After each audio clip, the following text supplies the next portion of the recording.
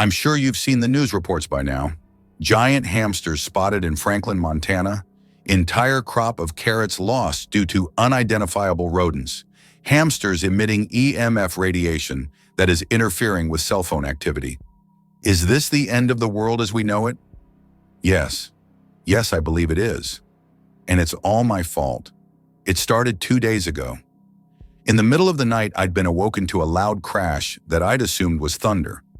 But when the sun rose, the four of us found something very strange in the backyard. A blackened crater near the tree line, about the size of a basketball. And a hamster?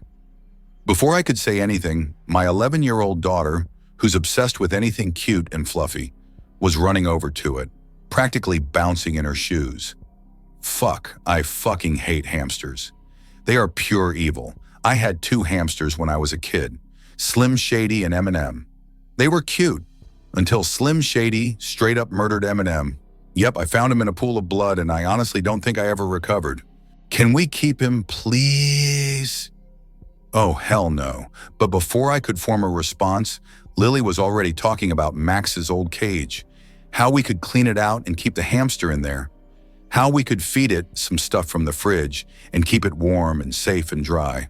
And my daughter was already smiling, cuddling the little puffball of evil in her hands, talking about what she was going to name the thing.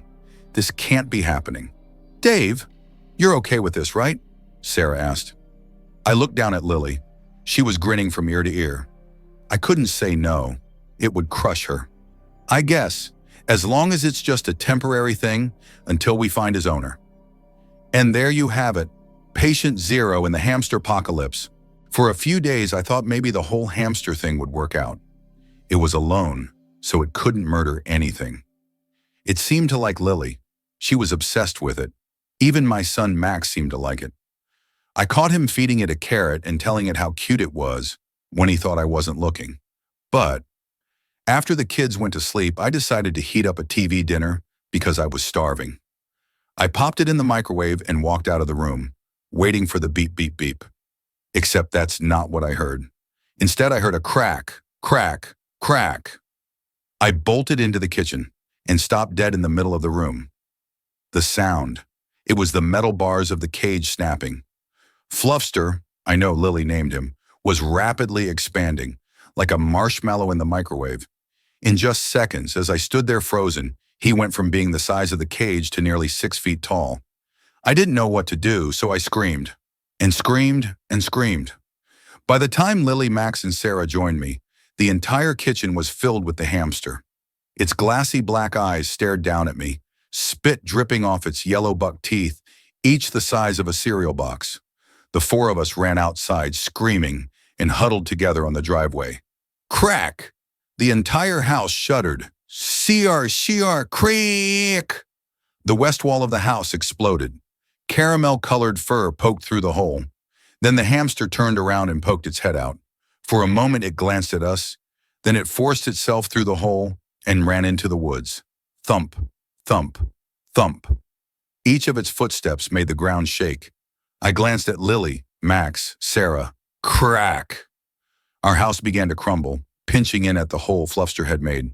I watched in horror as our only financial asset collapsed in on itself, like it had been sucked into a black hole. Clouds of smoky dust rose up into the air.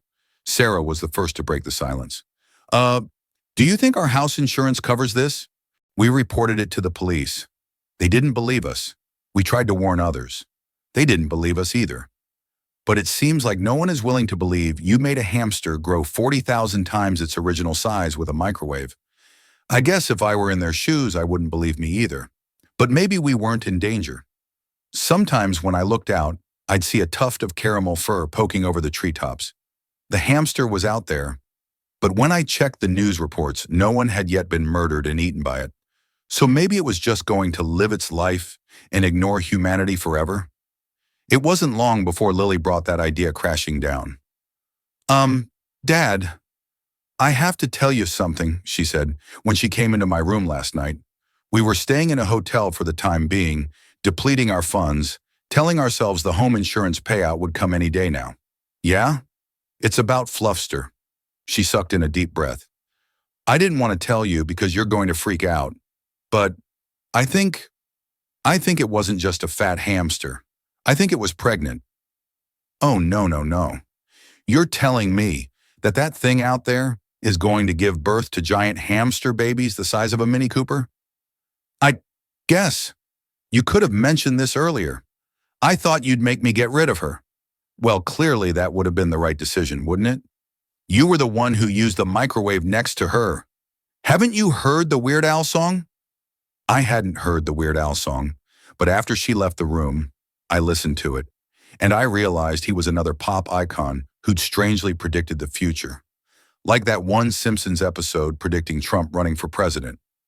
I guess with all the media that's being created every day by singers and artists and TV shows, there are bound to be some weird coincidences like that. Broken clock being right twice a day and all. Fuck this, I said, pulling out a cigarette. It was only a few hours later that I heard strange, screeching, hamster-like noises echoing in the forest that I could only imagine were the cries of labor pains. In days, they were all over the fucking town, tearing down telephone poles, destroying buildings, digging up farmers' fields, and within weeks they began to breed and spread. Other reports came in of mutant gigantic hamsters in nearby towns. Then a few states away, rapidly spreading across the entire fucking continent. The weird thing is, unlike the hamsters I had when I was little, they don't seem to be evil. They haven't hurt anybody, except for that one guy they trampled by accident. They just roam around, digging up food, running through the forest, living their best hamster lives.